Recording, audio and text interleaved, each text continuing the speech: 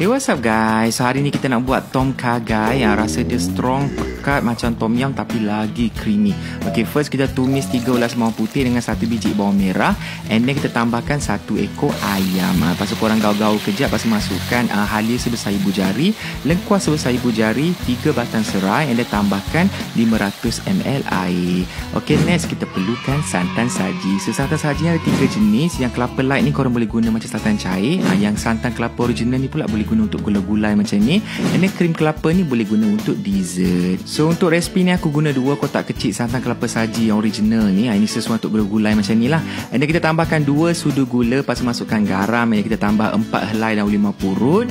And then tambahkan 4 sudu sos ikan. Lepas tu masukkan serbuk perasa sikit. And then tambahkan 6 biji cili padi yang dah diketuk. So tom kha gai ni rasa dia very strong, very pekat. So seasoning dia banyak sikit lah. And then kita tambahkan 1 paket cendawan enoki. Padamkan api dan korang perahkan 2 biji limau nipis untuk bagi lagi masam. And letakkan daun ketumbar. Lepas tu ni optional. Kalau kat rumah ada chili oil, boleh letak chili oil kat atas. Kalau tak ada tak apa, don't worry. Lepas tu siap kita punya tom kha gai ni makan nasi putih kan.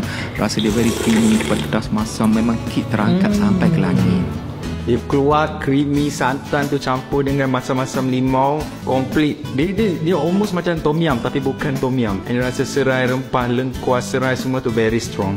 Korang kena try makan untuk buka puasa nanti. Approve.